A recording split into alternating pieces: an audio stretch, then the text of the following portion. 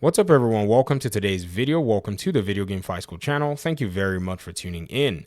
So it appears the developers at Warner Bros. Montreal are gearing up to provide some patches to Gotham Knights that's going to provide stability, connectivity, and all forms of other improvements to the game, both on PC and console. On their Twitter page, they made note of exactly what it is they wanted to do over the coming weeks. So they went ahead and did a greeting, thanking everyone for buying the game and, enjoying and playing the game. And they are talking about basically what they intend to bring for the coming weeks. First of all, they said for the PC players, the latest patch is designed to address things like general fixes such as players experiencing keyboard input issues, co-op matchmaking via invites, and stability as it relates to the game, and crashes throughout the title. Let me go ahead and zoom this up here so we can see it. For console players, the next patch is planned for the end of the week with more specific information to come soon. Similar to PC, this patch will address a mix of needed fixes that have popped up since launch. We're aware that both PC and console have been experiencing performance challenges. The team is hard at work on a larger patch to improve performance overall and give you the best possible experience. For console users, we're specifically aiming to address challenges with frame rate stability. Please continue reporting any bugs. They kept the link here, and thank you for your passion towards Gotham Knights.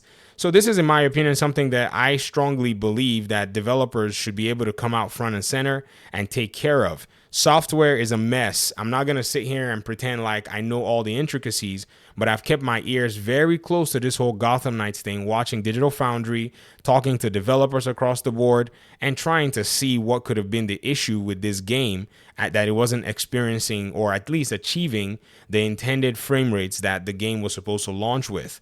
But other than the frame dips that we had here and there in some places on console and some really extensive frame dips on PC, I think overall the community has enjoyed the game after having to make do. In the case of PC, we use some of the, INI files. Well, the INI file is actually hidden in this game, but we use some of the game user setting files to go ahead and lock the game and trick it into staying at the 60 FPS range. While on console, a lot of the console players have said that they didn't have too many stability issues that were game breaking to them. On the Xbox, nonetheless, I got 2 crashes while playing the game, and some people have also reported that they got crashes as well. And so these are some of the things that the developers are also going to be addressing for now. Now, there are questions regarding the 60 FPS possibility for console. And in my last video, I talked a little bit about some of the challenges. I talked about how the CPUs for the new generation of consoles are not necessarily the strongest CPUs. They are quite limited. It's the graphics cards, the GPUs in them, that are designed to be able to take on some workloads and allow for games to be able to run at higher performances. Now, with the way Gotham Knights is built in Unreal Engine 4, it is very CPU heavy. And this is why Epic Games, I think they went ahead to make Unreal Engine 5 so that they could fulfill the need of their developers and customers who want to make open world games. It just happened to be that the developers of Warner Bros. Games Montreal had already started their project using Unreal Engine 4. I think, and this is what one of my audience members said, that Gotham Knights was supposed to be your bread and butter game where you have these indoor areas and not necessarily the open world. And they think that maybe corporate mandates came in and, possibly wanted them to do the open world thing and so on and so forth. I mean, that's just a hypothesis, but if you notice, the game runs very smooth inside of enclosed areas. It's the open world that was giving some issues. But by and large on PC, I've noticed that the game's performance was actually doing slightly better today. I don't really know if the patch actually addressed anything. They may or may not have, but the patch notes are available to read. So one thing that you can do is, if you're actually curious, you can actually go ahead and take a look at the patch notes. That way that you can, basically see exactly what it is that, the developers may or may not have actually, touched in the entirety of their patch. I want to go ahead and take a look at the patch notes here in this video just so we can pretty much see what they have. So the general things are: invisible enemies playing a meditating animation will no longer appear in crimes. Various UI fixes. One UI fix that we discovered, and shout out to one of my audience members, Amos Reginald, was that if you change your, I can't remember what it is, your DLSS settings to whatever you wanted, it wasn't necessarily hitting or at least selecting the right parameter. And so this is probably something that they might, be dealing with. And I told them, I said, this might have been a UI issue. And I think this might be one of the things that's getting resolved in the UI. So glad they're fixing this. Fixing a fixed issue that caused graphical settings to not be applied properly. I think this is also something, and I was telling him. So shout out to you, Amos, for pointing that out. I had a feeling there was a problem with the UI not selecting the right settings. Various localization fixes, fix various keyboard and mouse specific inputs.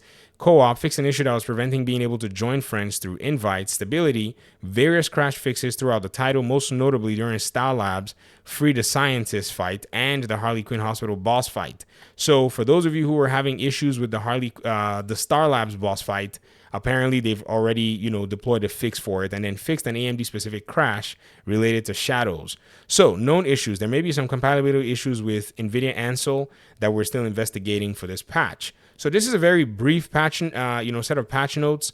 I think they're going to be working. It's their game. No developer wants their game to be in a state that is going to be getting hammered and lambasted. But again, you have to wonder, publishers have their own little thing that they have to do with. And remember, we got some news today from Rocksteady that you have to suspect that there might have been some level of play between publisher, I would say publisher requirements versus developer or artistic direction. Who knows? But anyways, these are some of the things that are coming to Gotham Knights. For the 60 frame per second patch, that is a whole different conversation. Because of the limitations of the CPUs of the consoles, I don't know if they're actually going to be able to pull it off at the moment. But if you really get, say, a good framework in terms of how they can, step by step make some changes, it is possible to achieve a higher frame rate.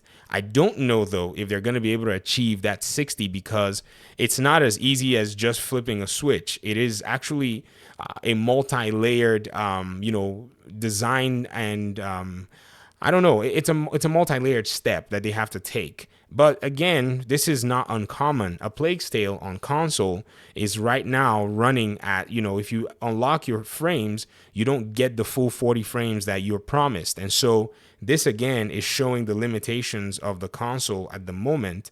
So you really have to kind of look at it from the perspectives of what are these games doing that's limiting their own performances, having to not being able to pass or surpass the 30 FPS range with more stability. But in the case of Gotham Knights, A Plague Tale is already hitting its 30 in a much more consistent form. So Gotham Knights needs to get itself there so that we can now start having that conversation from an even playing field.